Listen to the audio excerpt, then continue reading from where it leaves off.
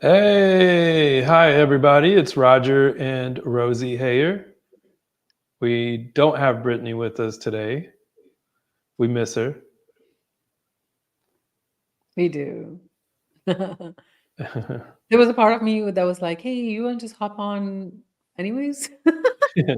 Yeah, same here. So really excited to be here, guys. We have a great show for you, Shay. We have a great show for you today, and you will want to stay to the end because we're going to go over quite a bit. We're going to discuss the Texas real estate market, and so you might be wondering, who's this show for? In Rivet Real Estate, we believe that every real estate purchase is an investment into your future.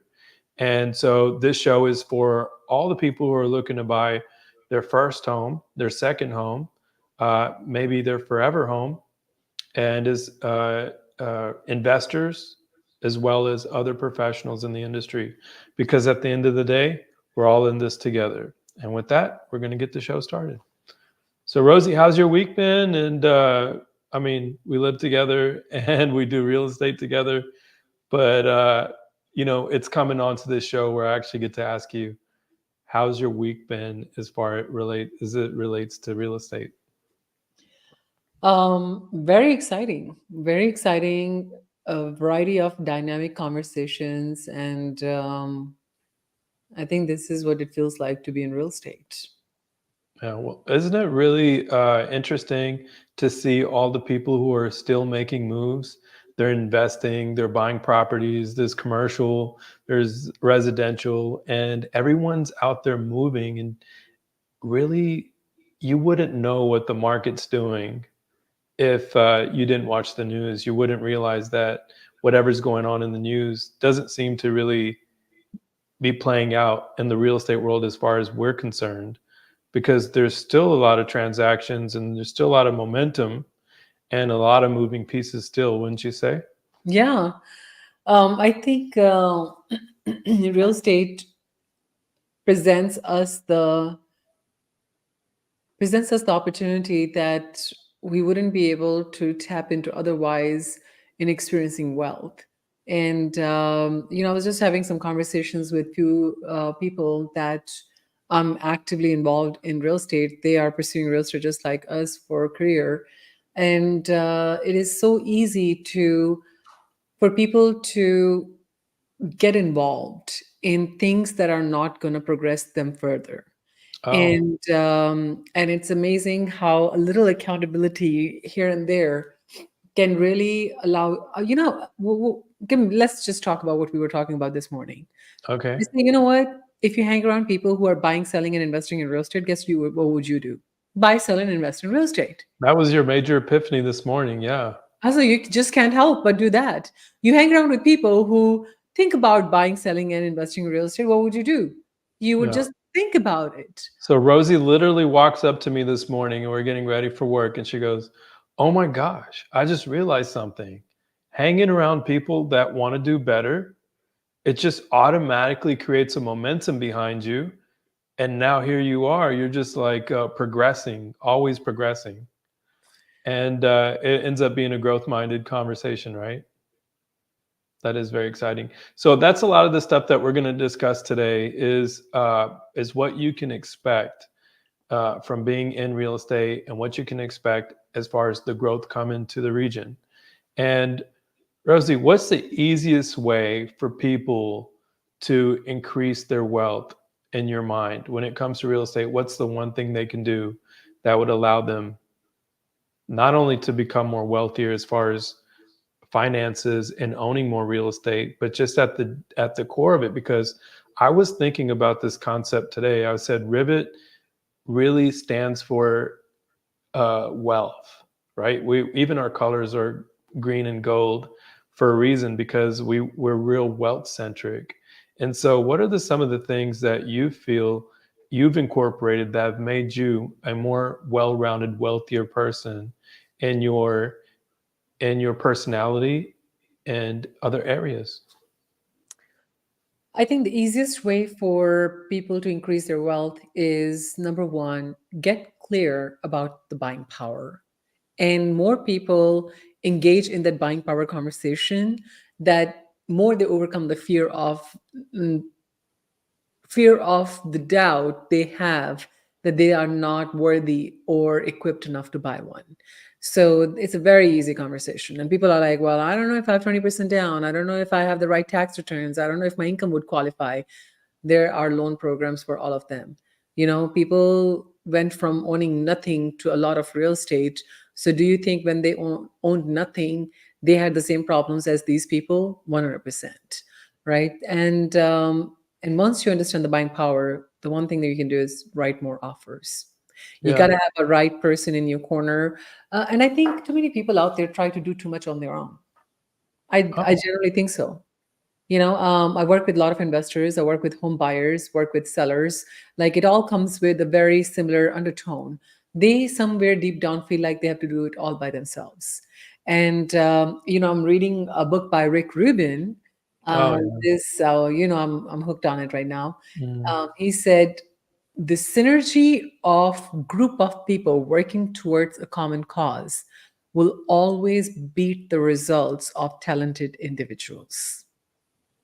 Wow. I would love to have that in quotes, easily accessible, written somewhere, because nobody succeeds alone, basically, is what he's saying. Yeah. Yeah. So not asking for help, not taking expert advice or collaborating. Most of the successful people I see in real estate, all of them are working in collaboration. I Yeah. don't see any, even it doesn't matter of fact, I think smarter they get, more people they have working with them. Yeah. And I definitely learned that from you, Rosie, because one of the things I think areas of improvement for me have been to ask for help, because I feel like I'm a very independent person. I'm a latchkey kid. When I grew up, I used to get myself ready and going to school. Growing up in Detroit, life was that way, and so you just kind of create this false identity in your head where it's like, I don't need anyone's help, or it's just like a tough shell to crack. And one thing I've really admired about you over the years is how you're always willing to ask questions. And that to me symbolizes a level of success, because I think you get a lot of love from the community because of your personality trait. And if there's one major takeaway I've had from you is always dare to ask the questions.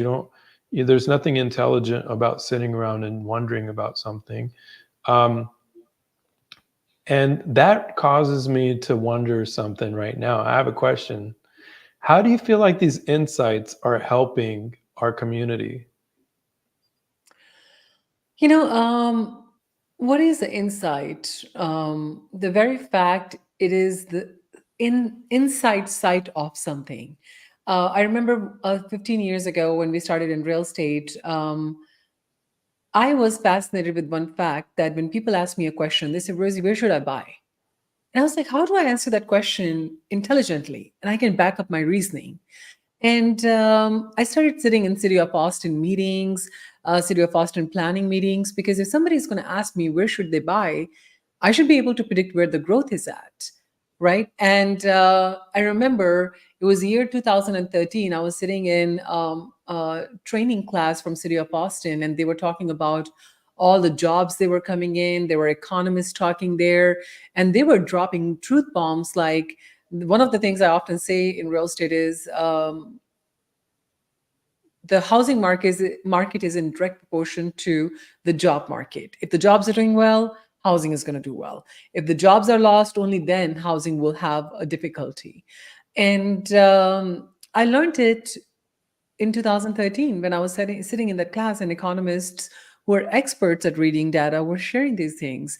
So, how does this market insights help is that our dedication to be able to keep our fingertip on pulse of where the growth is happening allows people to know where the next purchase is going to yield the best profits.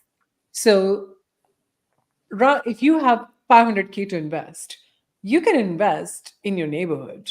You have 500, real estate is that's one thing. You can spend it anywhere. You can spend it to your neighbor's house. You can buy that house. But is it going to give you the highest yield? But if you are thinking strategically and you're able to think ahead of time, like most investors who are successful, they're 10 move chess players.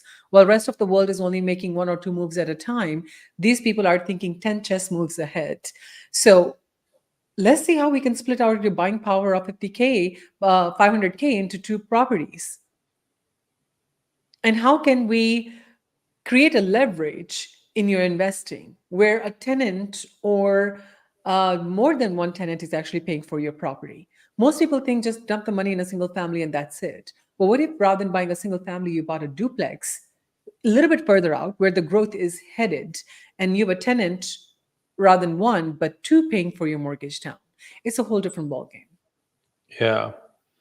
And I feel like, I genuinely had this thought the other day. I said, well, if you wanted to do it all on your own, is going back to the theme of trying to succeed all on your own, as Rick Rubin was saying, I started imagining someone doing all of these things on their own, going to the city of Austin, sitting through all of the insights and the meetings, and then doing the research, finding the properties, visiting them, and then placing offers on them all on their own.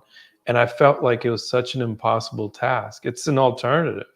You can go that route, but it's just like I a whole generally lot of think you play a role of an economist in our business. Like your one thing is 100% all the time thinking about and learning about where the next company is coming, how many jobs are being laid off, what is the Fed saying. Like you have these bookmark sources that you tap into every single day, and then you share that with us, and we are able to evaluate our real estate investments for our buyers and give more confidence to yeah. our sellers who are thinking about selling and buying more property. I feel like that is your one thing in our business. Oh, And easily. we don't get in the way of it. We don't question it. We don't challenge it because we know that is your one thing. You're going to do it better than anyone else. And when I think about Bree, her 100% job is to sift through the properties, hundreds of properties on the market, and bring the best one for the table to evaluate and present to the buyers to buy. And I know one thing, like if I need to know about a neighborhood where the construction is coming and what the inventory looks like, I'll call up Brian because she has been in the field more than anyone. So she's going to give me a right on answer. And I keep myself in strategy, negotiations, and listings because listings allow me to feel the market before anybody else. Like when you are sitting on a listing, you're literally sitting on this perch where you're able to see farther than anyone because you're getting to interact with how buyers are behaving on your properties, how many showings are getting. So people can say all they want about the market, but the one who's selling it is the one who has the true experience of it. And once you have a property on the market, and if you're one level up, you're reading the data within 3 to 5 mile radius of your property, seeing how other properties are behaving. So Yeah. I feel like just between three of us, we're doing more than 60-hour worth of investment in our business every single week. I Yeah. can only imagine how can someone do this end to end and acquire a lot of real estate. You need leverage. You need someone who can actually think for you. Yeah. I think that's how things in Wow. real estate work. So, Rosie, you covered quite a bit there. You covered the insights, the intimate market knowledge by visiting builders and previewing properties, and then the negotiation aspect of real estate. So, between the three of us, we're covering quite a bit of ground. And what would you say is the problem then with most people who maybe are looking to make a move, but they haven't yet? Like, what is the problem that you've noticed amongst people who want to invest but haven't done so? I think the problem really is that people are bombarded by irrelevant news. Mm, I sometimes Bree calls me and say, Rosie, is everything okay in the market? I said, yeah. I said, why do you say so? He said, everybody I'm showing property to, they keep on asking me, is market going to crash? Market going to crash? I was like, what crash are you seeking? Like our numbers indicate growth. Our numbers indicate more opportunity.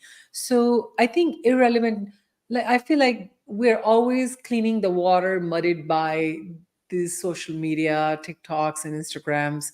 And I think my 100% of the job at times is sometimes helping people unlearn what they learned from irrelevant sources. bingo. Yeah.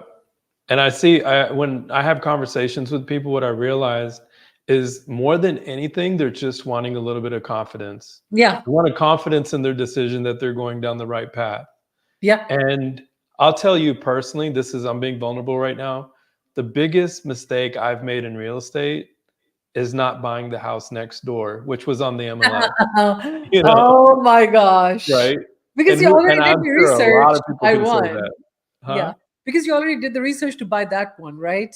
So if Yeah. that one turned out great, the best thing I should have done is bought the house next door that I'm living in right now. Like we regret it all the time. Our 5-year-old son was telling us that time, buy the house next door, buy the house next door. Yeah, his grandparents came to visit, and he was like, "Can't y'all just move in next door?" He was just got tired of having them around.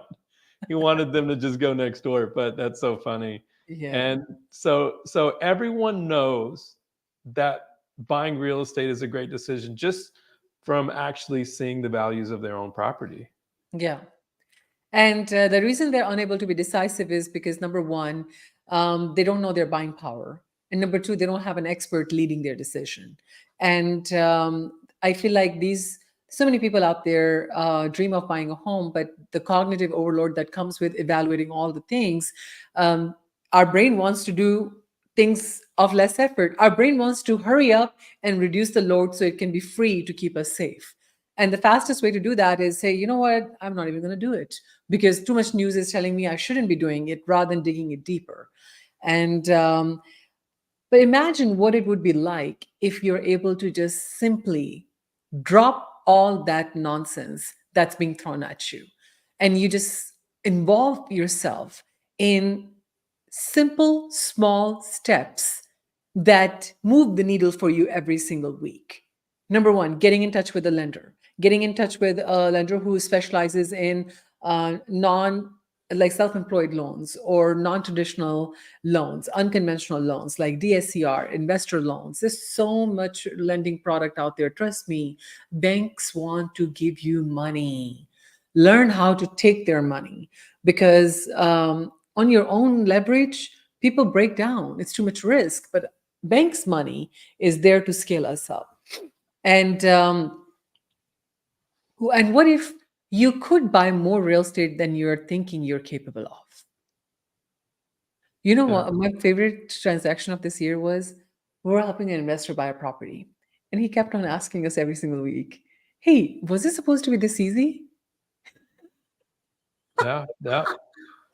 And Yeah. I was like, "Yeah." I said, "If Yeah. you have all your ducks in a row, it's supposed to be this easy." Now, it But depending on the source, yeah. you seem like I think somewhere people are limiting themselves because of their relationship to money or wealth and the ideas that they have accumulated in their brains because when we, you know, just like money, we heard that saying, money doesn't really change people. It just makes you more who you are already.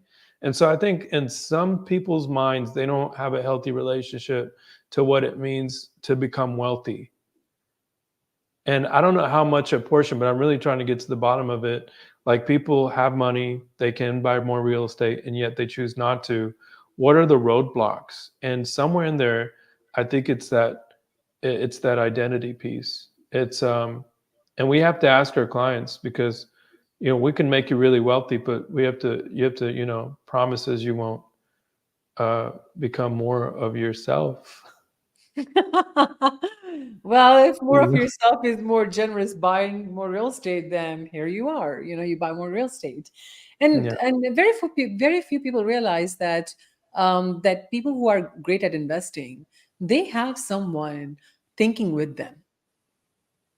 They're not doing it alone. Like a numerous number of appointments I go on a week is to be a strategic thinker on the property, and Rosie, how people are many working. have you heard that quote? It takes 10,000 hours to mastery. Yeah, I haven't even count mine. I mean, we've been doing this for 15 years now, so Yeah. when I hear you speak about real estate, I really feel like that you have a lot of the pieces honed in on. And it feels so good to be working with somebody. And I know what our clients feel like because last night we were on a call and I could feel the smiles coming through the phone when they have someone who's competent Mm. and not only competent. I don't think that's the only thing you exude, but you also exude thrill, delight, and excitement and Yeah. joy. Like, you should have heard Rosie. She was laughing through the phone, and I was like, "Man, who wouldn't wanna buy real estate with someone like you?" And, I'm tooting my own horn when I'm talking about Rosie, but yesterday evening, I was having this joyful moment where I did feel like, she's mastered this game of real estate, and I'm so grateful to be working with you in this much proximity. Um, but nonetheless, we still are dealing with some belief systems that people have in real estate. Yeah. This is the perfect timing that I think we need to probably introduce the idea. There is this old way of doing real estate versus a new way of doing real estate. And the old way of real estate, where every real estate broker or investor is taught that, oh, you know what, for me to help people or run the business of real estate, I have to provide a certain value, because anybody who's paying you, we're thinking in our mind that for someone to pay you to do a good job, you're providing them value in return, because they need to know how they're benefiting from us. And there's a problem with that, because it makes people, and I think I have done this, and I had to consciously get my head out of it. Most of the times, when people talk to the experts in real estate who are helping them buy, sell, or invest, like us, we're talk about, oh, let me show you my track record. How many people have invested with us? Let me show you how many transactions we have closed. Here are the market insights that we talk about all the time. Here is Yeah, the pricing strategy on how you should offer. Here are all the lenders, vendors, inspectors we have on our corner who become yours when you work with us. And here is the sales price that's inflated and how we're going to deflate it. And all these things have one thing in common. All of these things are running on an assumption plane, that somehow, when we're talking all these numbers, the person on the other side has this imaginary calculator to calculate if this is a good math here or no, ah, right? And it's because we think everybody thinks logically. mhm. Logic makes us think, but emotion is what really makes us act. And when we get off when we stay in this assumption plane, the biggest issue is that even if your numbers were correct, right? Even if a prospect on the other side or a client on the other side is able to understand that, oh, yeah, this is a good deal, but there is no way for them to verify this information with us, Mm.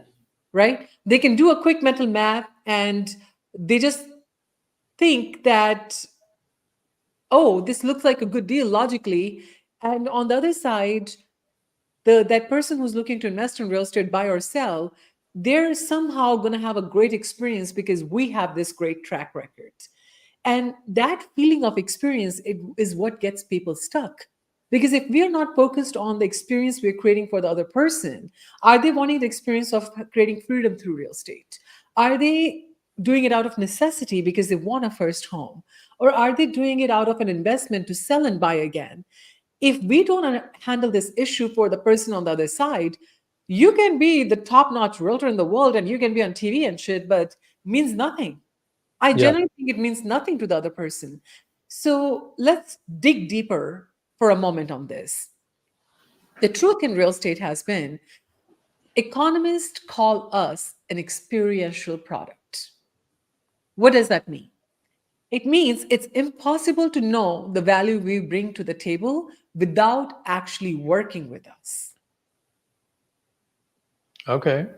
So let's suppose, Roger, you're the investor and you're looking to invest in real estate and you're working with Rosie. Mm. Can we agree, even after the deal is done, you don't know if you have gotten the best person on the planet to help you or not? No, there's no telling.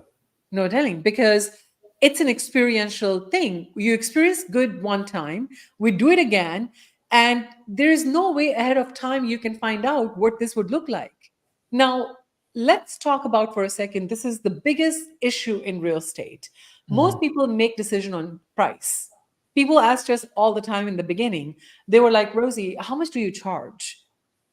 I was like, okay, she said, you do all the work here. Like, I mean, how much do you charge? And I would never understand why people make decision based on price in real estate. And I quickly realized when I started focusing on understanding human behavior, strategy, people, I realized based on our value, we are indistinguishable from other brokers. If we talk about value, right, we're indistinguishable. How is somebody supposed to know of all the value we offer, which one is better or the other? Everybody talks about the same thing.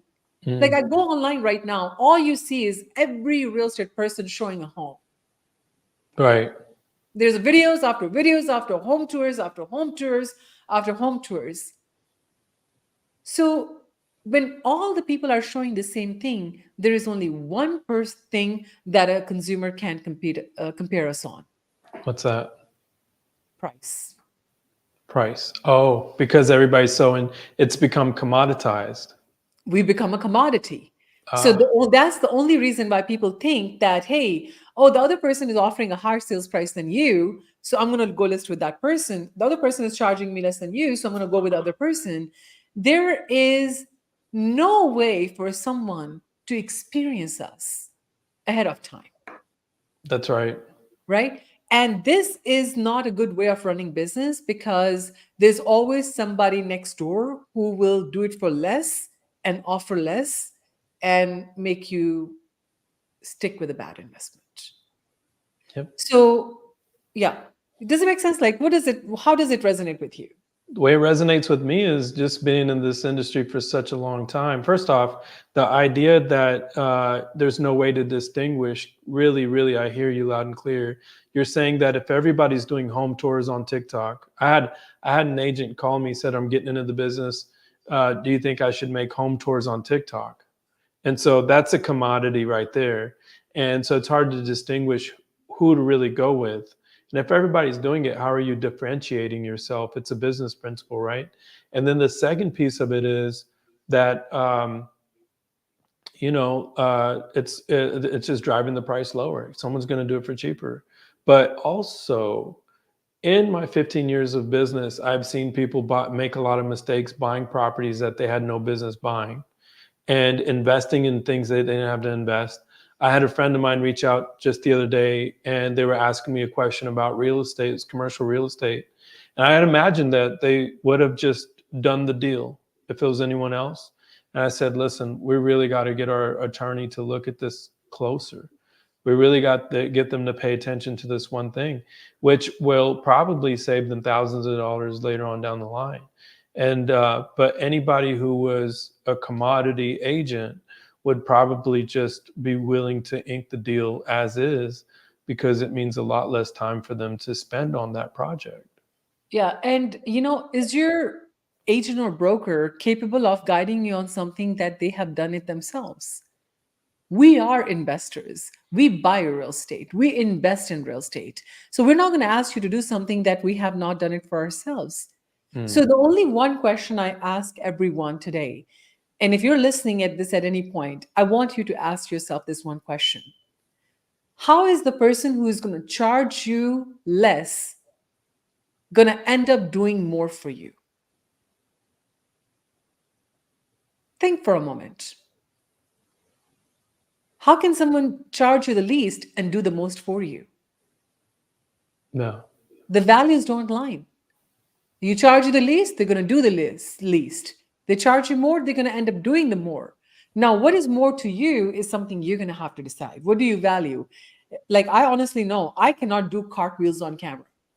So for me to do home tours and do cartwheels, it's out of my personality, it's not true to me, but I can think strategically with anyone. They have a problem, they are seeking a solution.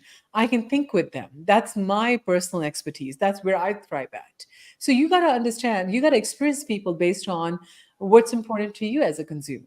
Are you looking for communication? Are you looking for transparency? Are you looking for a wow factor online? Or are you looking to build trust?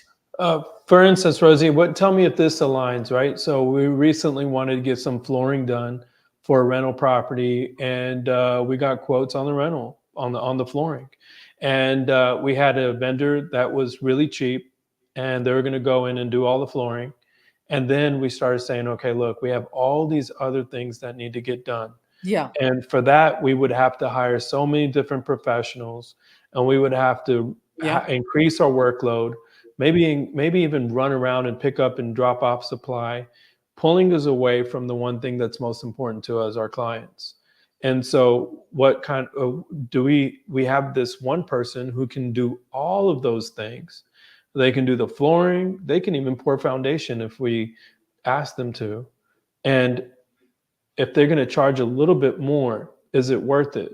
And for us, it was an astounding yes, because uh, we can move on to the next project. We don't have to waste all that time, right? So the lowest bid isn't always the best Best bid. We learned bid. that in And we construction. call it the cul-de-sac talent in business. Like the cul-de-sac talent is just going to go as far as they said, and they're going to make a U-turn after that. They're going to You bring your task back to you to you. to complete. Yeah. Hey, you Yeah. told me to go find the information. Here's the information. Now you make a decision. I changed the flooring, but you're going to have to do all these other things. Yes. Or I only changed flooring. So I did my flooring and I'm out. But when I'm collaborating with a person who's resourceful, who can think with me, he's going to be like, okay, Rosie, we're going to get that done. All right. I got the guys for fence problem. I got the guys for flooring. If we need to redo the shower, we got that.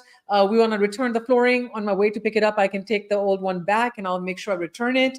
All right. I know exactly. They even mowed the yard. They even mow the yard just to get the HOA off the back, right? So this to me is called the new way of buying, selling, and investing in real estate, where you build trust. Because when you have trust in a relationship, we are transparent with each other.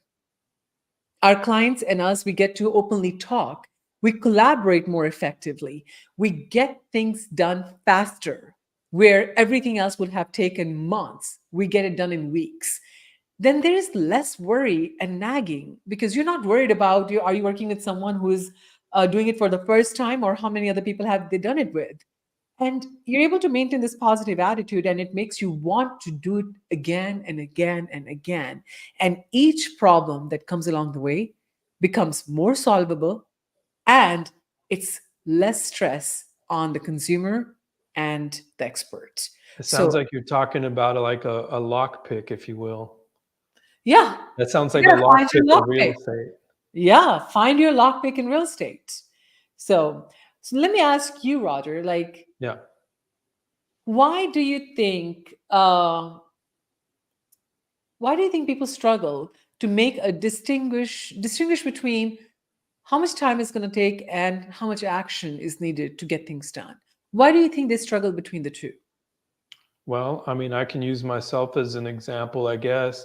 Um, if if and I think I learned this from you. I have an ability to overestimate how much I can get done. And so there's been times where I've done project management, or I've done like, hey, I plan on knocking these 5 things off. And then Rosie will remind me, she says, well, let's not focus on all 5. What's the one thing that we could get done today that doing so will make everything easier or unnecessary? And you give me the one thing, and that one thing is so pivotal that it makes everything else like not even not even worth mentioning. And Mhm. so that's what I think, if all of us could do that, have that in our mindset. And I love it. It was actually a book I had on my desk, Millionaire Habits, and it was talking about writing out your goals. And I think that's what we obviously don't do enough of. We've all heard the studies, right?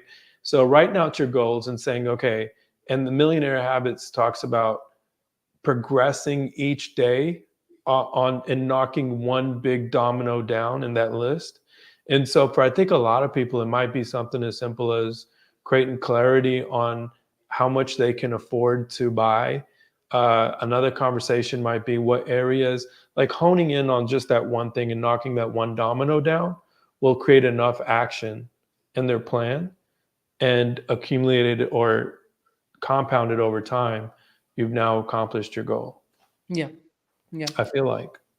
Yeah. And I love it. I think today's It's conversation, what you say, like, cognitively dirt cheap, yeah, like doing I things that learned it are from a mentor.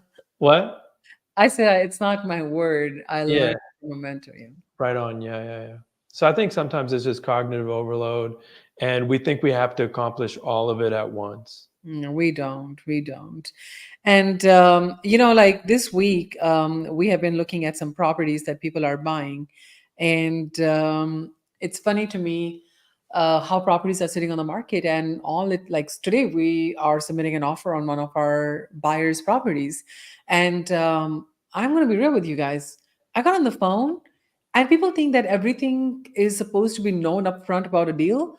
You would be realize you would be amazed at how much you can receive if you just simply ask.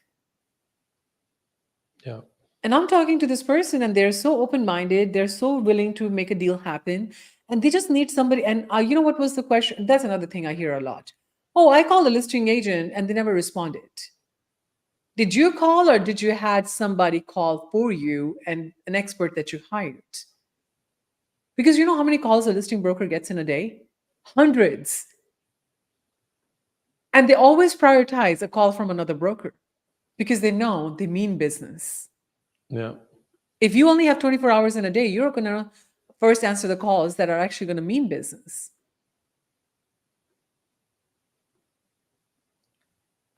Okay, but now we mean business. Yeah, now we've been in business, but this is the part we're going to talk about the market update, guys. And we're not going to sit here and talk about stocks, but definitely stocks was the conversation this week, where we saw, international markets take a dip. The Japanese market took a dip, double-digit dip, and double-digit bounce back. And so over the last 5 days, we're down 1.32% over the month, and then 6 months, year to date, 1 year, and then we look at the 5 years, right? Max. So it just depends on how you want to look at the market. Do you have? It reminds me of our investment time horizon. Do you have a 1 month, 3 month, 3 year, 5 or 10 year time horizon when it comes to looking at the market? And the same thing for real estate. So are you looking at the market really close up or a little bit further away? So a lot of the declines that we saw in the stock market this week, we got to see bounce back. So this is conversation. I mean, I don't know what the stock market's going to do. You have plenty of people to tune into for that conversation, but what we are going to talk about is real estate here. And so, and especially the Texas real estate market. So I'm going to share this tab here where it talks about Wow. Chevron. Chevron is coming to Houston. Guys, this is a $2.61 billion company, 2.6 billion, 200 billion dollars in revenue in 2023. And so how is that going to impact the Texas market? Very excited to find out, especially when we think about the Texas stock market and how it wants to,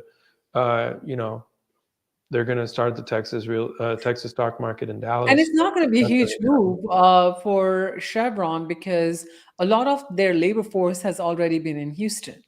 You Right know, on. yeah, I remember reading this article. They said they only have to move around 2,000 or so people over. So it's going to be more beneficial. I'm excited. This is Yeah. insane. So here's a company called TIAA, and they actually handle people's money for investing, and they're planning on relocating to Frisco, Texas. And they deal with when we talk about money, they deal in the trillions. And I forget what the figure is over here, but I think the number was close to $2 trillion worth of assets being managed under this company.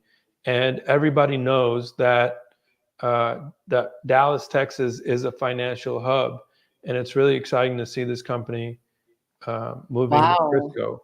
So Yeah. TIAA, they're moving from Denver, and that's one of their buildings there. And so, guys, stay tuned. Elon Musk already announced this earlier this month that he was going to, or earlier last month, that he was going to move SpaceX and X, which is known as Twitter, to Texas. So those are your corporate headquarters that are being relocated. Beautiful. And we're going to talk about the Austin market. And so with this tab here, we have a $48 million project that's bringing retail, restaurants, and office to Leander. And so this is some of the architectural drawings that we see, the renderings. And Rosie, the reason why this is exciting is because if you look at it, it's right in the middle of a subdivision, and you have a What? school. Yeah, you have a school across the street, and they're going to put all these lovely restaurants and the shopping here. But this land is owned by a church, and a church is investing in that. That's off of Crystal Falls Parkway.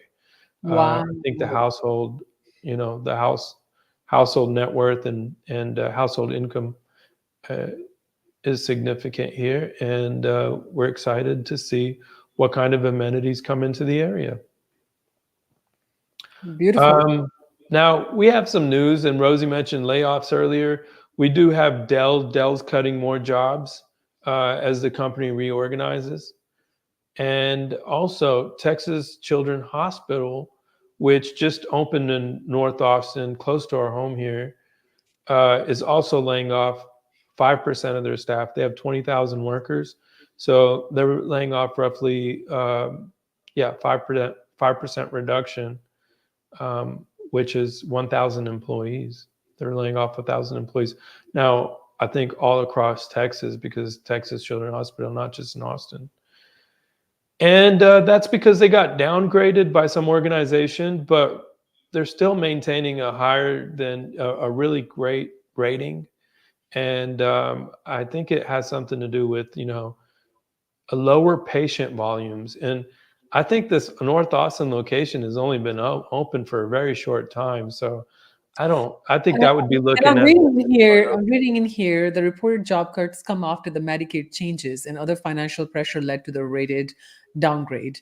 So Mhm. anytime there's going to be a financial structure change in medical services, new technology, you're always going to see this decline, So, but hey, 5% Mhm. compared to 20,000 jobs is very marginal. Well, Rosie, that the hospital, the Texas Children's Hospital, at least the North office over here, and they're expanding, and it might be narrow-sighted to think, their patient count is kind of what that.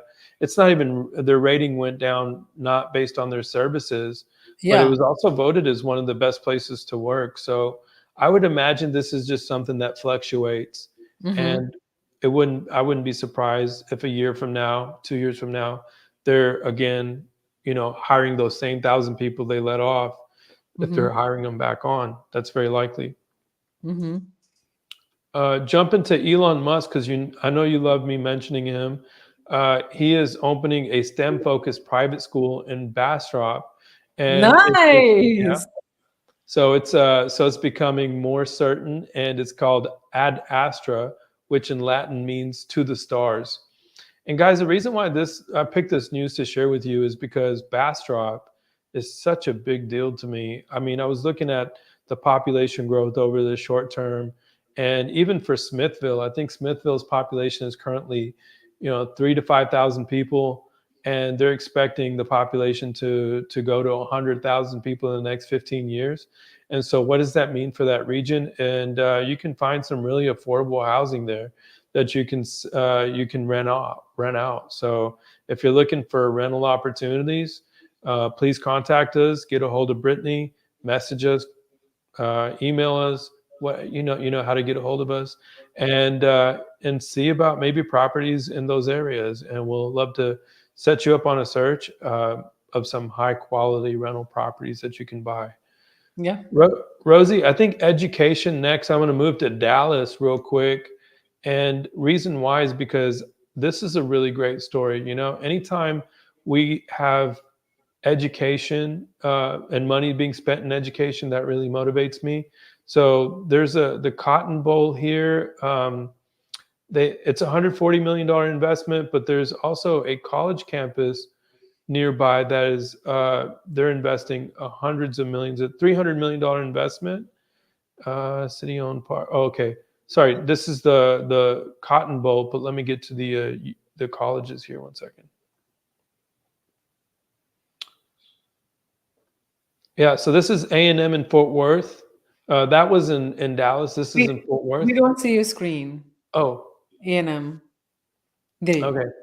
A&M Fort Worth campus. This is a $260 million uh, campus that is located next to a $180 million law and education building. So that's like what, $400 million being spent in the area for education.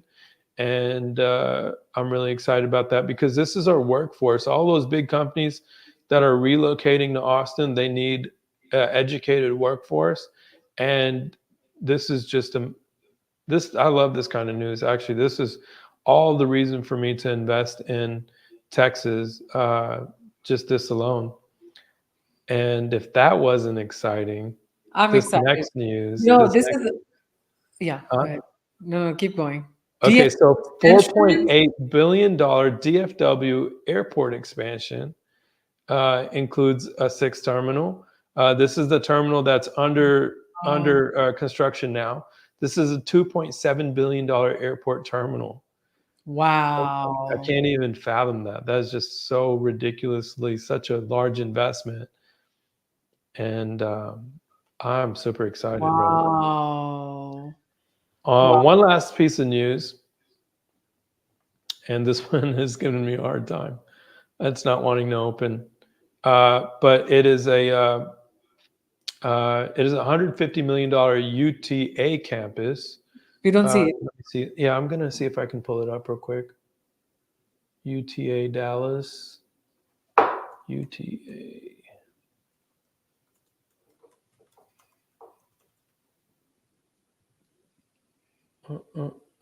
Okay, hold on one second. Share this tab instead. Okay, so there's going to be, this is for a 10,000 student body, but hundreds of millions of dollars, Rosie, being invested in the Dallas and Fort Worth regions for education. And that is motivating me more than anything about the market. I think if we keep that, that's momentum for me. They're spending all that money because they know what's coming. They want to invest into the future workforce, and that's the news for today, guys. Rice University is making some investments into incubator in the downtown Houston Breeze in the Ion call. district. What? Hold on a second. Where's she at? She said, "Hey, wow, that's cool. Hi, Bree. Good to see you. We miss you. What are you doing in the comments? Come on the camera." Oh, the UTA is so we were talking about the Dallas Fort Worth areas. Those are the areas where they're expanding on education. Rice University is expanding in the Ion district for innovation, and they're starting their incubator there for some of the technologies that derive from there. So that's really cool. Beautiful, beautiful. Well, I just want to say thank you to you.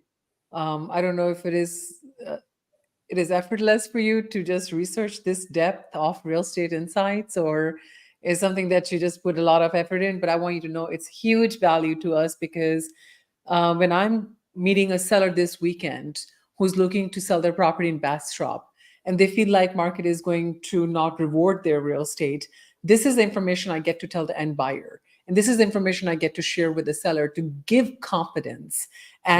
and help them understand that it's no doom and gloom. There is so much light headed our way. And if we can just keep maintaining the main thing and know why we're selling real estate and we're buying another one at the same time, it's going to be an easy process. And even with the buyers, when we're helping them buy real estate, to give them this data to let them know, hey, look, job market is headed your way. The only next natural thing is for properties to appreciate for you. So buy now, buy more and more now. I don't want to hear, I wish you had pushed me harder. I'm pushing you harder now. So the reasons why I would invest in Texas and continue buying more real estate, one is infrastructure spending. We have a lot of Yeah. airport spending, billions of dollars on airport Job spending, growth. on convention center spending, highway spending, K. Bailey Hutchison, Austin Convention Center. And so we have a lot of money being spent in highways, airports, and convention centers, and education. Education, lots of money being spent on education. That really thrills me.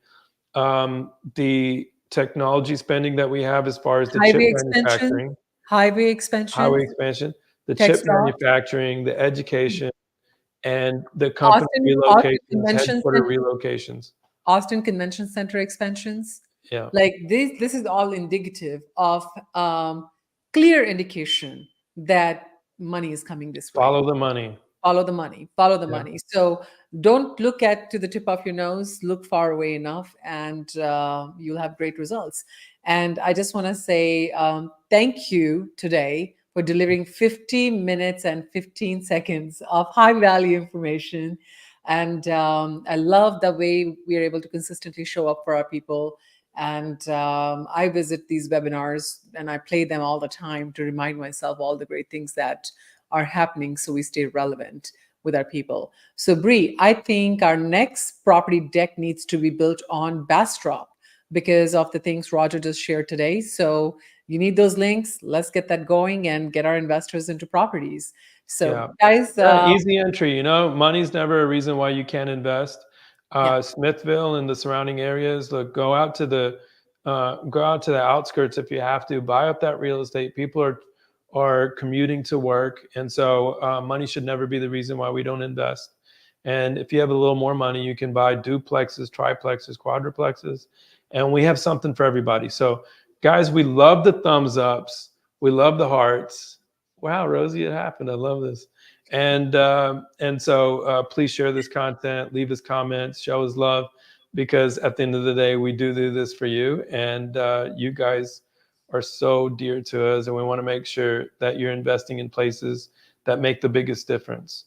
And so with that, Rosie, is there anything else we need to add? nope. Okay, Enough perfect. said. All right. Oh, And coffee social. all right. So tomorrow, Coffee Social, Friday, 9:30 to 11. It always ends up at 11:30. We're going to meet at Pine View Coffee House near 183, where over 19 investors showed up last week to learn 101 about real estate and how to make great deals on the market. So if you are one of them, you know where to find us. And can't wait to see Special you. announcement, September 6th, we have a special guest who's going to be speaking at Pineview Coffee Company. And Yeah. so if you're making plans, make plans for September 6th. Yeah. And we can't wait to see you. Definitely. We just got a hello from our sister Sandeep, and thank you so much for being here. And I don't know, Bree, I haven't gotten a chance to tell you because you were away. We are invited to a cultural event on September 1st. So I am excited to shake hands and give big hugs and enjoy good food. Look forward to seeing you guys next Thursday. Love y'all. Have fun. Bye bye. Love you guys. Bye.